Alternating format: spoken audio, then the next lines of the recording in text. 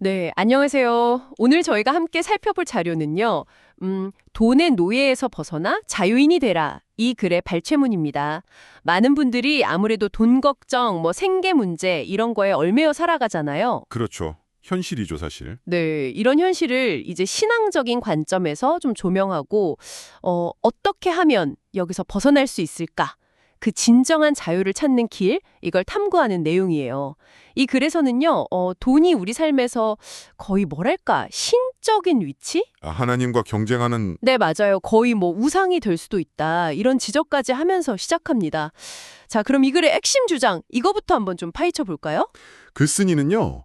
돈이 인간의 가장 큰 약점 중 하나다 이렇게 단언을 해요. 꽤 강하게 얘기하네요. 네, 그 안정적인 수입을 확보하려는 노력, 이게 오히려 우리를 보이지 않는 노예 상태로 만들 수 있다 이런 주장이거든요. 그러니까 생계를 유지해야 한다는 그 기본적인 필요, 또 두려움, 이것 때문에 하나님이 주시려는 더 큰 자유 대신에 그냥 당장의 안정을 택하게 된다. 이런 통찰이에요. 어떻게 보세요? 네, 그게 상당히 도발적이면서도 또 일리가 있는 지적인 것 같아요.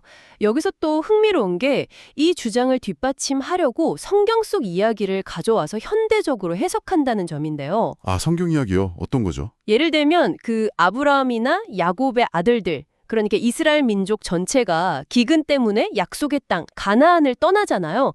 먹을 것이 그래도 풍족했던 이집트로 내려갔던 사건. 그렇죠. 결국에는 그게 네, 그 결과는 아시다시피 400년 노예 생활이었거든요. 그래서는 바로 이 모습이 오늘날 우리가 단지 생계를 위해서 때로는 정말 원치 않는 일을 막 참고 견디는 그런 상황과 본질적으로 같다. 이렇게 보고 있는 거죠. 와, 그러니까 그 안정적인 생계를 추구하는 그 마음이 오히려 더 큰 속박으로 이어질 수 있다. 이런 경고 메시지네요. 근데 그래서는 또 다른 선택지를 보여주는 사례도 제시하죠. 반대의 경우도 있었잖아요. 맞습니다. 바로 이삭의 이야기인데요. 똑같은 기근 상황이었는데 이삭은 하나님의 말씀을 믿고 비록 불안했지만 약속의 땅 경계인 그랄이라는 곳에 머물렀다는 거예요. 떠나지 않고요. 네, 성경 기록을 보면 그는 그의 농사로 100배의 수확을 거두고 굉장히 큰 부자가 되었다고 하죠. 글쓴이는 이 두 이야기를 딱 대비시키면서 결국 눈앞의 안정보다는 하나님의 약속을 믿고 따르는 그 믿음, 이게 얼마나 중요한지를 강하게 부각하는 겁니다. 결국 어디에서 사느냐, 환경이 어떠냐 이게 중요한 게 아니라 누구를 믿고 사느냐, 이게 핵심이라는 거죠. 그 믿음이라는 게 구체적으로 그럼 어떤 의미일까요? 그래서는 마태복음 6장을 굉장히 중요하게 다루는 것 같던데요. 네, 맞아요. 바로 그 유명한 구절이죠. 무엇을 먹을까 마실까 입까 염려하지 말고 먼저 그의 나라와 의를 구하라. 네네. 그리하면 이 모든 것을 너희에게 더하시리라는 그 약속이요. 이 말씀은 결국 하나님께서 우리의 가장 기본적인 필요를 이미 다 알고 계시고 우리가 하나님과의 관계를 최우선으로 할 때 그 필요들을 책임져 주신다는 약속으로 해석할 수 있습니다. 그래서는 그 베드로가 생업이었던 배와 그물을 그냥 버려두고 예수님을 따른 행동 역시 바로 이런 하나님의 공급하심에 대한 아주 담대한 믿음의 표현이었다. 이렇게 설명하고요. 하나님의 공급하심에 대한 믿음. 야, 이게 말은 참 쉬운데 실제 삶에서 이걸 적용한다는 건 정말 어려울 것 같아요. 당장 수입이 끊길 수도 있는 상황을 감수해야 할 수도 있는 거잖아요. 그렇죠. 두렵죠. 당연히. 네. 그래서도 혹시 이런 현실적인 어려움, 이런 부분을 좀 다루나요? 그럼요. 이 글이 그냥 막연하게 믿으세요 하는 데서 그치지 않고요. 그 믿음이 현실에서 구체적으로 어떻게 작동하는지에 대한 그림을 제시하려고 노력해요.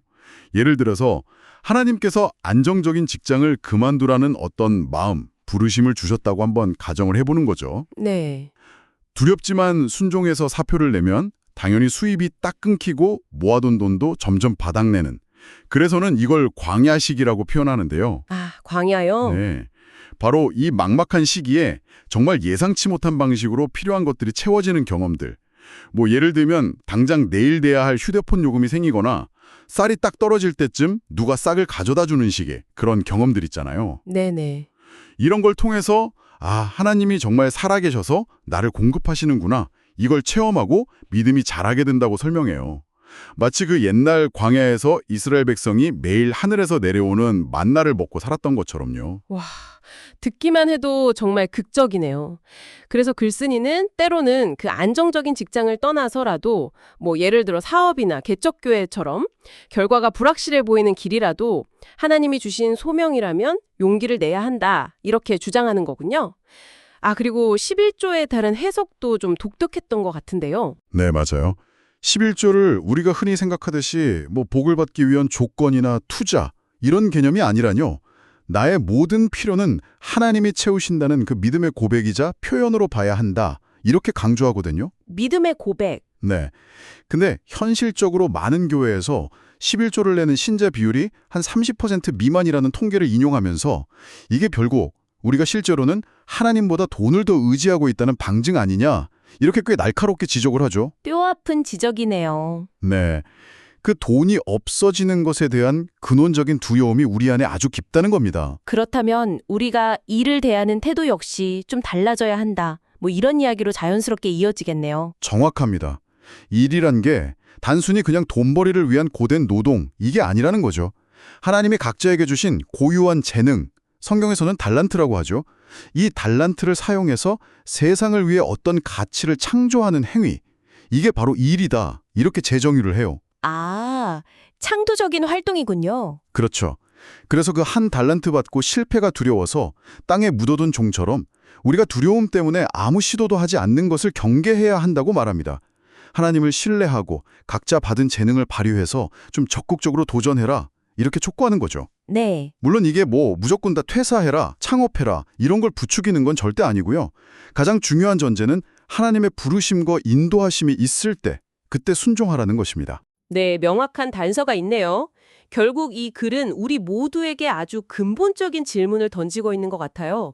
여러분은 안정적인 생계 유지라는 그 이름 아래 어쩌면 과거 이스라엘 백성처럼 스스로 이집트의 노예가 되기를 택하고 있습니까? 아니면 비록 좀 불안하고 어려워 보일지라도 그 하나님의 공급하심을 믿고 광야를 통과해서 하나님이 예비하신 진짜 자유 그리고 소명을 향해 나아갈 준비가 되었습니까? 돈에 대한 그 두려움을 넘어서 믿음으로 한 걸음 내디뎌라. 이런 강력한 도전으로 들리네요. 맞습니다. 이 글을 통해서 우리가 돈으로부터의 자유라는 게 단순히 뭐 통장에 돈이 많은 재정적 여유만을 의미하는 게 아니라는 걸 알 수 있죠.